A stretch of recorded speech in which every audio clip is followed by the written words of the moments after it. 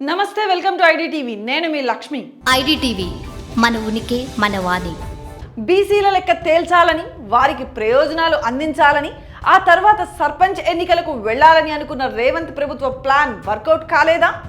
కులగణన పేరుతో ప్రభుత్వం చేసిన సర్వే అధికార పార్టీ కాంగ్రెస్కు మైలేజ్ తీసుకురావాల్సింది పోయి ఉన్న మైలేజ్ని కూడా తగ్గించేలా ప్రభావం చూపిస్తుందా? బీఆర్ఎస్ నేతలతో మొదలైన విమర్శల పర్వం తీన్మార్ మల్లన్న చేస్తున్న విమర్శలు పెడుతున్న సభలతో ప్రభుత్వం చేసిన ఈ ప్రయత్నంపై తీవ్ర వ్యతిరేకతను తీసుకొస్తున్నాయా? తాజా పరిణామాలు చూస్తుంటే ఈ ప్రశ్నలకు అవుననే సమాధానం వస్తుంది. తెలంగాణలో అధికార పార్టీ అయిన కాంగ్రెస్కు సంకట స్థితిని ఈ పరిణామాలు తీసుకొచ్చాయి. తెలంగాణ కాంగ్రెస్ పార్టీ సంకట స్థితిని ఎదుర్కొంటుంది. రాక వచ్చిన అధికారాన్ని మరింత బలోపేతం చేసుకోవాలన్న లక్ష్యంతో రేవంత్ ప్రభుత్వం నిర్వహించిన కులగణన సర్వే ఆ పార్టీకి అసలుకే ఎసరు తెచ్చేలా తయారైంది. గతంలో కేసీఆర్ ప్రభుత్వంపై విరుచుకుపడిన తీన్మార్ మల్లన్నను తమ పార్టీలో చేర్చుకొని కష్టపడి గెలిపించుకొని ఎమ్మెల్సీని చేసిన కాంగ్రెస్ పార్టీ ఇప్పుడు అదే మల్లన్న కారణంగా అష్ట కష్టాలు పడుతుంది. బీసీ జనాభా లెక్కలను శాస్త్రీయంగా తేల్చామని కాంగ్రెస్ ప్రచారం చేసుకుంటుంటే మల్లన్న మాత్రం రేవంత్ ప్రభుత్వ తీరును తప్పుపడుతున్నారు. ఇదే టైంలో బీఆర్ఎస్ చేస్తున్న విమర్శలు కూడా కాంగ్రెస్కు కంటి మీద కునుకు లేకుండా చేస్తున్నాయి. ఇప్పటికే బీసీల జనాభా లెక్కలు, అందులోని తేడాలు అని విమర్శిస్తూ బీఆర్ఎస్ అనుకూల దినపత్రికలో పేజీలకు పేజీలు వార్తలు వచ్చాయి. కేసీఆర్ ప్రభుత్వం ఉన్నప్పుడు చేసిన సర్వే కూడా శాస్త్రీయంగానే చేసిందని, అప్పటికీ ఇప్పటికీ ఇదేనా తేడా అని బీఆర్ఎస్ వాయిస్ను ఆ పత్రిక ప్రముఖంగా ప్రచురించింది. ఇందులో ఉన్న వివరాలపై తెలంగాణ వ్యాప్తంగా చర్చ కూడా జరిగింది.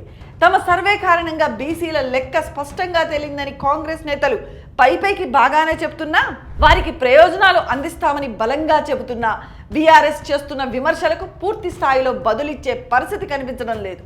ఇంతలో తీన్మార్ మల్లన్న రూపంలో కాంగ్రెస్ పార్టీ మరో ఇబ్బందిని ఎదుర్కొంటుంది. బీసీల లెక్క తేల్చేందుకు చేసిన సర్వే, అందులో వచ్చిన ఫలితంపై మల్లన్న తీవ్ర విమర్శలు చేశారు. రేవంత్ ప్రభుత్వాన్ని తప్పుబట్టారు. భారీ స్థాయిలో జన సమీకరణ చేసి వరంగల్ వేదికగా బహిరంగ సభ నిర్వహించారు. ఇతర రాష్ట్రాల నుంచి ప్రముఖులను కూడా తీసుకొచ్చి సభకు హాజరయ్యేలా చేశారు.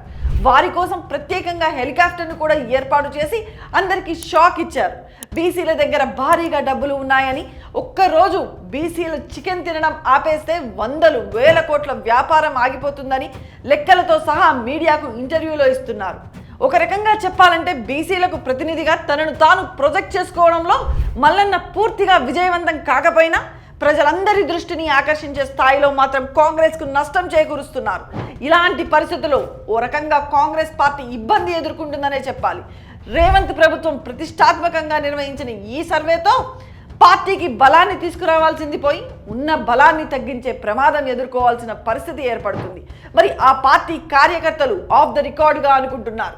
అందుకే ఇప్పటికిప్పుడు బీసీలకు ప్రత్యక్షంగా లబ్ధి చేకూరిస్తే తప్ప కాంగ్రెస్ పార్టీపై రేవంత్ ప్రభుత్వంపై ప్రజల్లో పాజిటివిటీ పెరిగేలా కనిపించడం లేదన్న అభిప్రాయం వ్యక్తమవుతుంది.